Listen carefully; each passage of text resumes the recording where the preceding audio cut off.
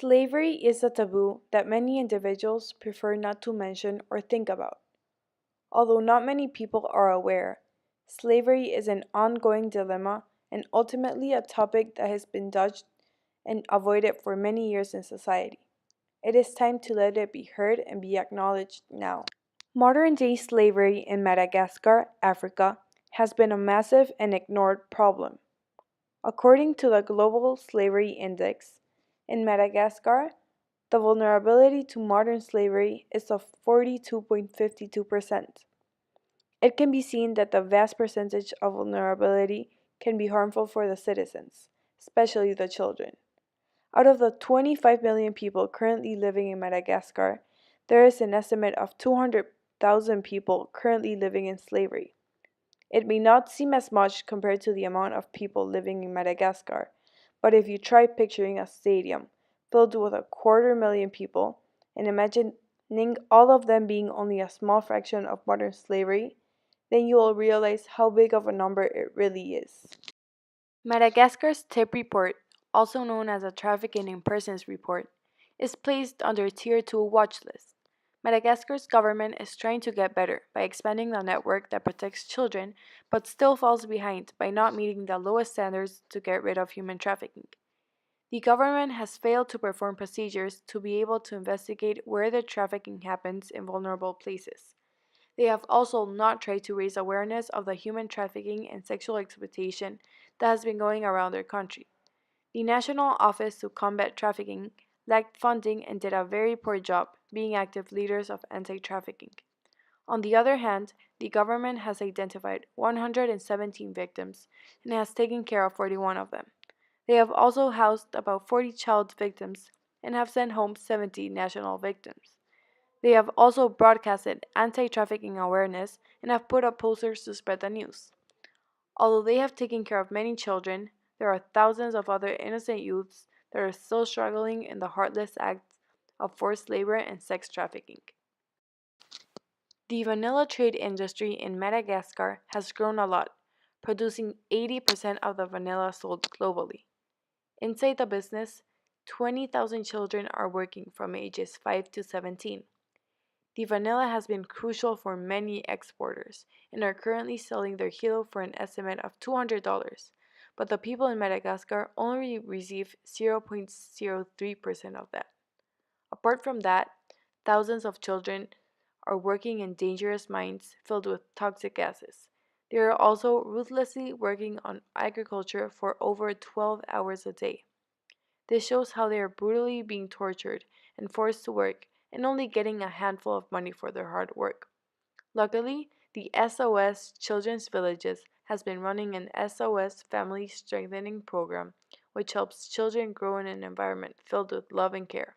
In addition, the organization provides daycare, medical and educational services, and vocal training to help the kids out of their trauma and finally find some love. To help, you should check out their website and sponsor, donate, or even become a corporate partner. Apart from children and adults' forced labor, sexual exploitation of women and children in Madagascar is increasing by the minute. Madagascar has become a place of stay for thousands of domestic workers, mainly from Lebanon, Saudi Arabia, and Mauritius, from ages 18 through 25. The young women are admitted into recruitment agencies that claim they will get help and get stable jobs. Those agencies confiscate their passports so that they don't get away and introduce them to the world of sexual abuse and exploitation. Mirana was one of them. Mirana, born in 1982, was helping her mother wash clothes throughout her childhood. At 15, she got pregnant. Her father kicked her out of the family and looked down at her in disgrace. Not much time after, she proceeded to go to Madagascar's capital, Antananarivo, in 2010 to look for a job.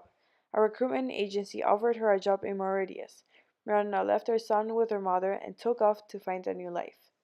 As soon as she got to her new job in a hotel, she was forced into prostitution along with a group of young girls like her. In the interview, Miranda said, "The hotel director put our photos on the wall so that the customers, who were mainly French men, could choose which girl to spend the night with. She continued to add that they were all raped and beaten by the owner, and they were not allowed to seek fresh air. Their first salary was even stolen from them. One of the girls tried to escape, and she was beaten and sent to Madagascar. She died a month later. Miranda was paid $150 monthly and was able to raise $2,000 in 2 years. Her contract soon ended, and she was forced to leave Mauritius. When she reported to the authorities, the recruitment agency was no longer available and could not be found. Miranda then said, "This is what can happen if you're a woman from a family without land in Madagascar. I have always been considered exploitable and inferior by those who gave me money to wash their clothes. That is why I don't want to work for someone else anymore. I don't want pity. I want justice. I want respect." This shows the life of many poor young women in Madagascar and how each of them expect a terrible future. Forced prostitution has become so common in Madagascar that many of the wealthy people are used to seeing their workers being led to such horrible jobs.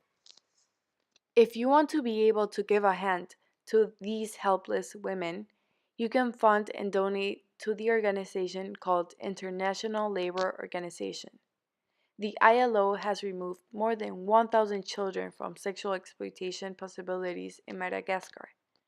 They later helped them with vocational training and educational services. By helping the foundation economically, they will have the opportunity to help more children and women in need and pull them out of their involuntary place in the sex industry and forced labor. Another way to help the modern slaves, not only from Madagascar but from all around the world, is to spread the news. Social media such as Instagram, Facebook, and Twitter are excellent sources that can be used to circulate the word and help these victims.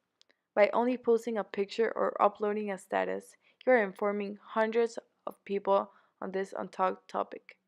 You can share organizations, share your thoughts on the issue, and even start a foundation to raise money. Don't be afraid to change the world a step at a time.